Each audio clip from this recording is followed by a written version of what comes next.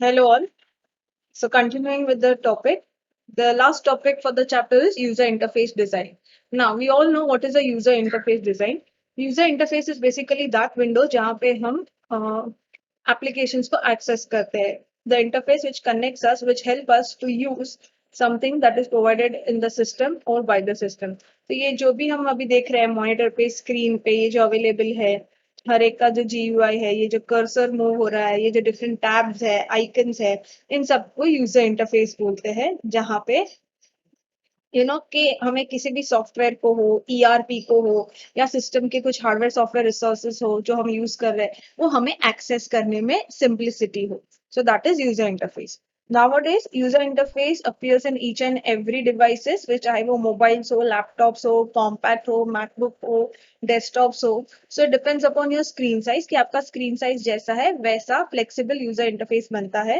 जैसे अभी देखोगे तो मैंने ये स्क्रीन लैपटॉप में ओपन की है. अगर यही स्क्रीन आप मोबाइल में ओपन करोगे तो मोबाइल के स्क्रीन के हिसाब से वो अपने पिक्सल्स एडजस्ट करेगा and it will give you a clear view of that.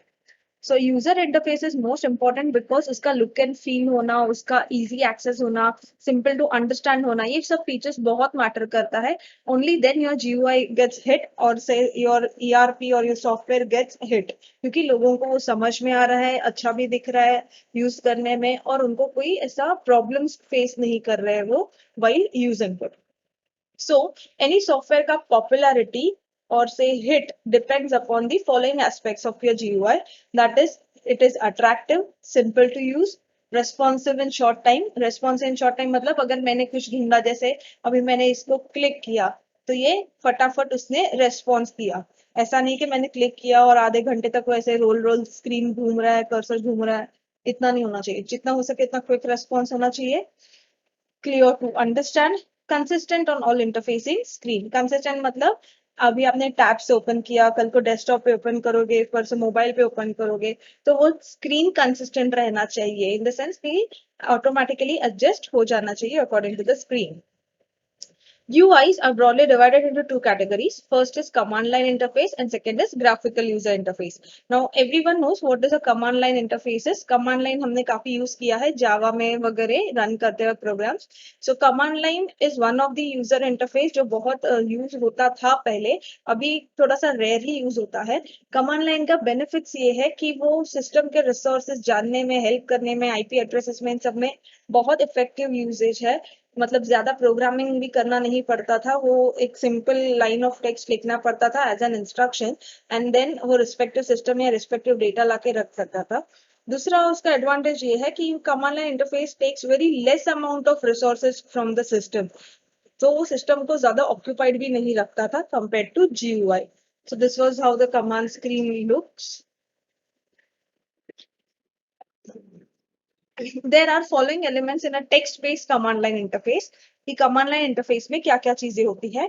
First is the command prompt. जो prompt हमें दिखता है ये जो पूरा screen है जिसपे डेटा डिस्प्ले होता है जिससे हम इंस्ट्रक्शंस लिखते हैं उसको कमांड प्रॉम्प्ट बोलते हैं. Next is the cursor. Cursor is the small वो जो ब्लिंक होता है लाइन उसको कर्सर बोलते हैं जिसके आगे हम इंस्ट्रक्शंस लिख सकते हैं what we want to execute.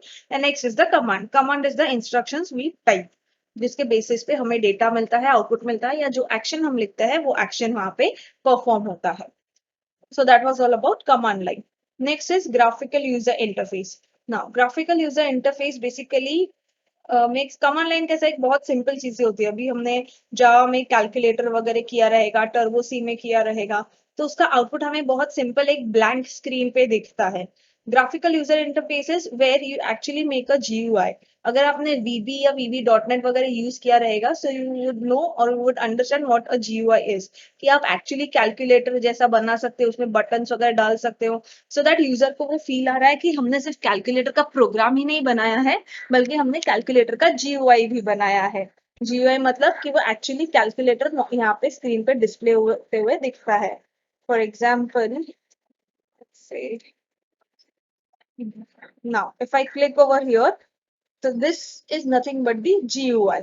कि ऑपरेशंस भले ही वही परफॉर्म करना है मुझे मालूम है कि ये कैलकुलेटर जो है ये ऑपरेशंस यही परफॉर्म करेगा 8 into 6 वगैरह किया बट क्योंकि ये मुझे कैल्सी का फील दे रहा है, मेरे कैलकुलेटर पे जैसे बटन्स नंबर्स वगैरह होते हैं, यहाँ पे उन्होंने सब वैसे ही बनाया है। So this is called as GUI for calculator.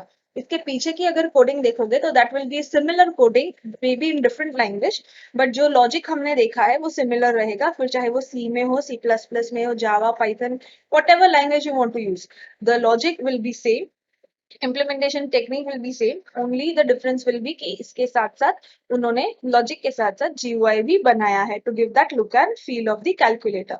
So इसको GUI बोलते हैं।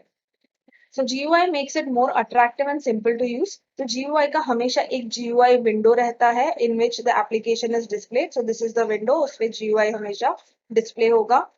GUI में डिफरेंट टैब्स होते हैं, मेन्यूज होते हैं, डॉक्यूमेंटेड इंटरफेसेस होते हैं, icons, cursor, see there may be different tabs. Okay, यहाँ पे जो ऊपर होते हैं इनको टैब्स बोलते हैं, ये सारे आइकन्स होते हैं, डॉक्यूमेंट्स होते हैं, डेस्कटॉप होते हैं। ना whatever you see over here, like say for example मैंने यहाँ पे ये फोल्डर क्लिक किया, now this folder is having different tabs over here, it is having different sections over here, files है, folders है, यहाँ पे quick access है। So all these things are nothing but GUI का part.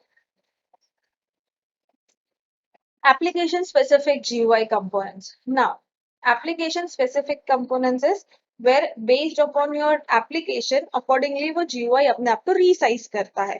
तो application window बहुत matter करता है, क्योंकि कुछ GUIs ऐसे बनते हैं जो कस्टमाइज्ड होते हैं, जैसे मैंने कहा था कि ऑटोमेटिकली वो रिसाइज कर लेता है। Next is dialog box. Dialog box is nothing but a window जिसपे हम मैसेजेस या कुछ भी प्रॉम्प्ट कर सकते हैं। नेक्स्ट इज टेक्स्ट बॉक्स जिसपे हम इनपुट एक्सेप्ट करते हैं। Buttons to click, submit, clear, what we said, ऐसे जो भी हमको करना है वो।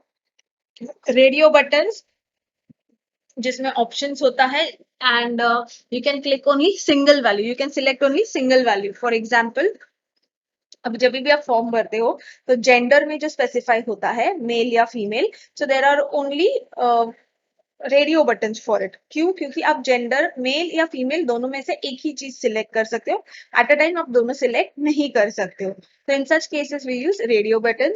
Where as there are also check boxes जहाँ पे सपोज हॉबीज हो गया, तो hobbies can be more than one. So drawing हो गया, पेंटिंग्स हो गया, रीडिंग, डांसिंग हो गया। So checkboxes allow you to select multiple options, whereas radio buttons allows you to select only single option. तो जहाँ पे हम चाहते हैं कि सिर्फ एक ही इनपुट क्लिक हो, वहां पे रेडियो बटन यूज करोगे, and where we want that multiple inputs और check boxes are to be accepted, वहां पे हम चेक बॉक्स क्लिक करेंगे। Next is list box. It provides us the available item using single control. जैसे वो drop down list हमारे पास generate होता है जिसमें हम मोर देन वन थिंग सिलेक्ट कर सकते हैं, इसको लिस्ट बॉक्स बोलते हैं। Next is user defined activities that I'll cover in the next video. इस टॉपिक में अब तक अगर कुछ डाउट्स है, कुछ इश्यूज है, कंफ्यूजन है, प्लीज लेट मी नो।